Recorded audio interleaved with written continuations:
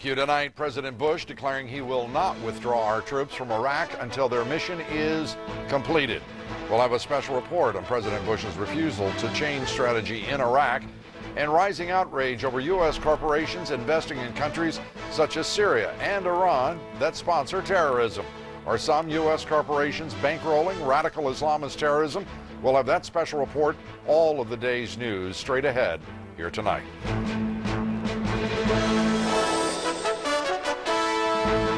This is Lou Dobbs Tonight, news, debate, and opinion for Tuesday, November 28th, live in New York. Lou Dobbs. Good evening, everybody. President Bush today insisted he will not give in to pressure to withdraw American troops from Iraq. President Bush declared Iraq is not in civil war, and he blamed the rising violence on al-Qaeda. Meanwhile, the Iraqi president today met with Iran's supreme leader in Tehran. Their meeting comes despite rising evidence that Iran is providing insurgents in Iraq with weapons, training, and money. Suzanne Malveaux reports from Riga, Latvia, on President Bush's determination to win victory in Iraq. Michael Ware reports from Baghdad on Iran's increasing role in Iraq. And from the Pentagon, Jamie McIntyre reports on the search for a missing U.S. fighter pilot in Iraq. We turn first to Suzanne Malveaux. Suzanne?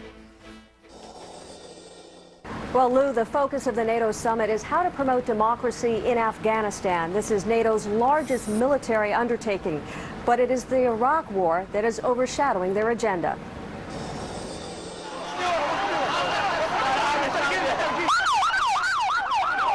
Despite the deteriorating conditions on the ground in Iraq, President Bush refused to call the growing chaos and carnage between warring factions there civil war. There's all kinds of speculation about what may be or not happening. What you're seeing on TV has started last February.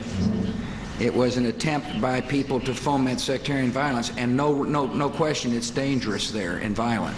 Mr. Bush called the bombings in Iraq part of a 9-month pattern of violence fomented by al-Qaeda. At his press conference in Estonia, Mr. Bush also continued to rule out direct talks with Iran about the situation in Iraq until it abandons its nuclear ambitions. But Iraq has already reached out to its neighbor. Monday, its president visited Iran's leader, Mahmoud Ahmadinejad. I hope their talks yield results. It's unclear what kind of results upcoming talks will yield between Mr. Bush and Iraq's Prime Minister Nouri al-Maliki, hosted by Jordan's King Abdullah. Pressure is growing on President Bush to come up with a working strategy of his own. At the opening of the NATO summit in Latvia, Mr. Bush drew his line in the sand. There's one thing I'm not going to do. I'm not going to pull our troops off the battlefield before the mission is complete. Mr. Bush argued that mission goes beyond Iraq. It is global, that the war on terrorism is an epic struggle involving numerous nations and spanning decades. He used that claim to implore European allies to increase their support for another battlefront, the war in Afghanistan. The success of both the wars in Afghanistan and Iraq will largely determine Mr. Bush's legacy. Right now, both are in trouble. Lou? NATO troops in Afghanistan are fighting the alliance's first ground war in more than a half-century. But only a few NATO nations are actually taking part in the fighting. The United States is leading that fight against radical Islamist terrorists. About 20,000 of our troops are there. Britain and Canada also heavily engaged in combat. They're supported by Dutch and Danish troops. But other NATO nations, such as Germany and France, have refused to send their troops to the south of the country, where the principal amount of fighting is taking place. French President Jacques Chirac is now even suggesting that Iran should play a role in helping Afghanistan fight the insurgency. Iran is also challenging U.S. policy in Iraq. Iran's supreme leader, Ayatollah Khamenei, today met with the Iraqi president in Tehran.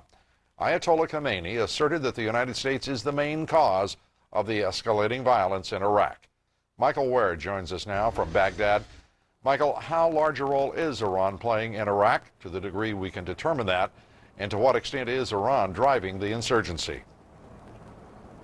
Well, certainly the insurgency has many different faces, Lou, and what we're talking about here is the Shia insurgency, essentially the Shia militias and paramilitary forces, an alignment of which essentially make up the government. Now, according to US and British military intelligence, Most of these groups, political factions and military factions, receive financial aid, military aid, weapons, training and liaison from Iran, particularly from Iran's Iranian Revolutionary Guard Quds Force, or its equivalent to the Green Berets.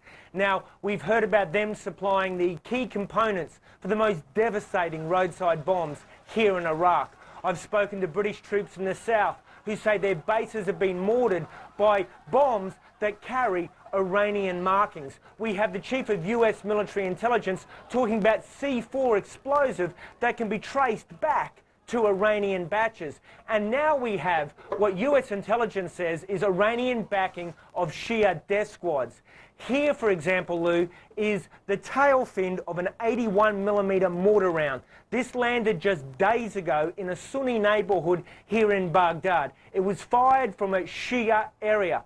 What's most interesting about this is that we don't know exactly where it came from, but what we can tell you is that it's date stamped this year, 2006. It clearly, from its condition, has not been buried in the desert. So at some point, this has crossed Iraq's border. They're not making them here.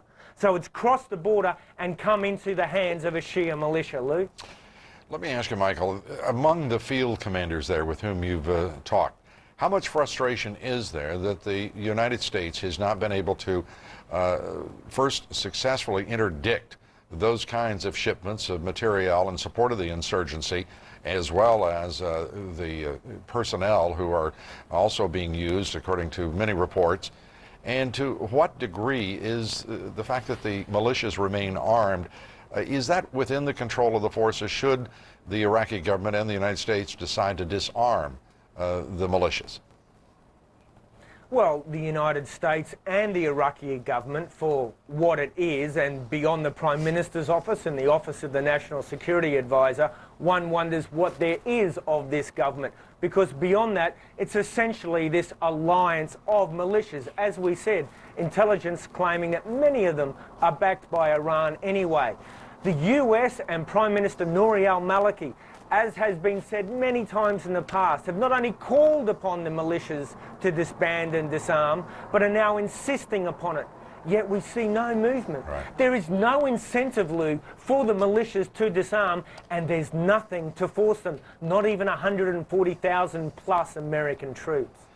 And the frustration among the field commanders, has there been any expressed by those field commanders about the inability to control either the borders or to interdict those supplies?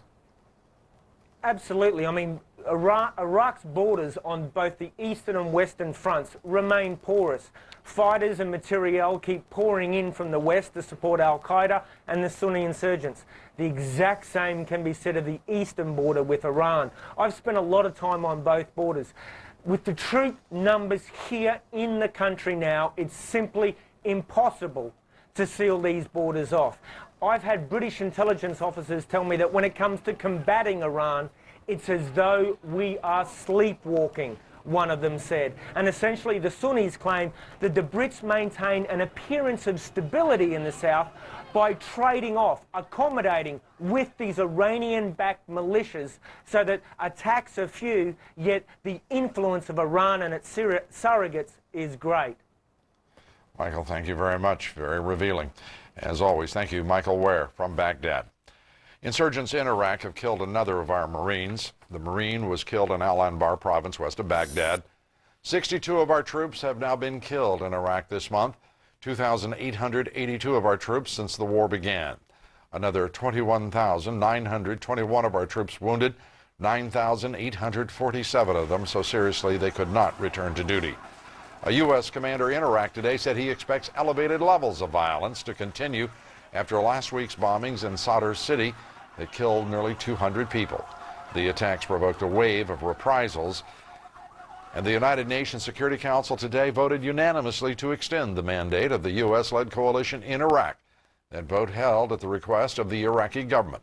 The mandate of the multinational force has now been extended until the end of next year. U.S. troops in Iraq tonight are searching for a missing Air Force fighter pilot. The pilot is unaccounted for after his F-16 jet crashed near Fallujah yesterday. Jamie McIntyre with a report from the Pentagon. By the time the U.S. military got to the scene, a farm field 20 miles northwest of Baghdad, all they found was the wreckage of the single-seat F-16 smoldering in the late afternoon sun. The markings for the plane's home base, Cannon Air Force Base in New Mexico, could be seen on the tail fin. Nearby was the